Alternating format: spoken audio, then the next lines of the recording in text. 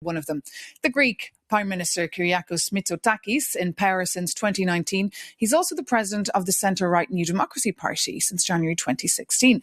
Affiliated with the European People's Party since coming into office, he's been focusing on economic reforms and attracting FDI. Good morning. Good morning. I'm happy to take Shauna's Absolutely. place. I mean, it's wonderful to have you because as our viewers are probably wondering what goes on at those EU summits, what do you talk about until the early hours of the morning? And last night was rather tense. We see EU leaders visibly exhausted, Prime Minister. Is this because of their workload or is this because of Donald Trump? Well, first of all, I can tell you that these summits are complicated. There are, 27 of us. And if you also include the High Commissioner, the President of the Commission, the President of the Council, it takes a lot of time to go around the table. But I think yesterday was a very good discussion. There is, in spite of the sense of restlessness, a real, sense of purpose about Europe getting its act together. The transatlantic relationship is becoming more complicated. It needs to be managed in a different way. And was Donald Trump the elephant in the room? Europe needs to stand up for its own interests. Of course, the U.S. president was mentioned. I think it is good that he made comments to clearly indicate that he wants to de-escalate the situation in Greenland. I think it is very positive that Europe stood up with one voice, maybe with one exception, to defend Denmark and Greenland. Tell us about the exception. And the exception is Hungary.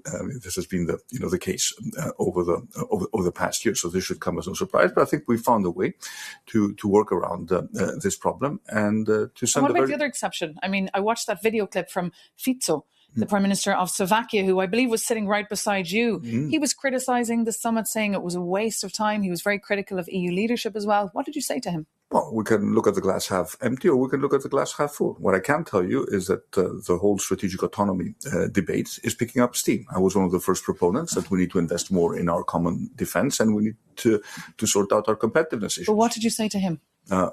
What do you say to disruptive leaders who sit with you in that room for 5 hours? Well, I think we all have to be cordial and respectful. And this is also true when it comes to the US-European relationship. It was also reflected in the statements made by Antonio Costa. I think we're all very frank in these discussions. People need to understand we're by ourselves. There are no advisors. No phones? No phones. In this case, also no conclusions, which makes it easier to be very open and occasionally quite blunt in expressing our views. And did you discuss Donald Trump's Board of Peace? We know that Yes. Hungary has joined, Bulgaria also joined. What was the consensus on it last night? I think the consensus is that what has been announced by Donald Trump goes way beyond this UN Security Council mandate. I think it is important that the US is involved in the reconstruction of Gaza. I don't think that we would have had a truce without the involvement of Donald Trump. But I think we also need to recognize that moving forward, what has been established is something in which most European countries cannot join. However, we would like to be part of an arrangement to address the Gaza issue. So if there's a way where we can work with the US, but only for Gaza and only for a limited amount of time, Greece certainly would be very, very happy to take a lead in finding a consensus to do that. But you don't want to join up?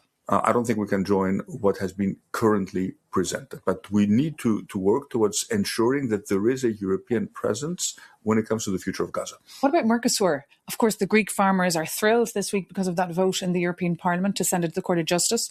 What is your view there? My view is very clear. I mean, there are more benefits than drawbacks when it comes to these big international trade agreements. The Commission President and the President of the Council are going to India.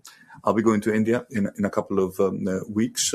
We need to establish trading relationships with other countries or other groups of countries. We are a medium-sized, open economy. We're the leaders in global shipping. We have every interest in ensuring a rules-based international order that favors free trade.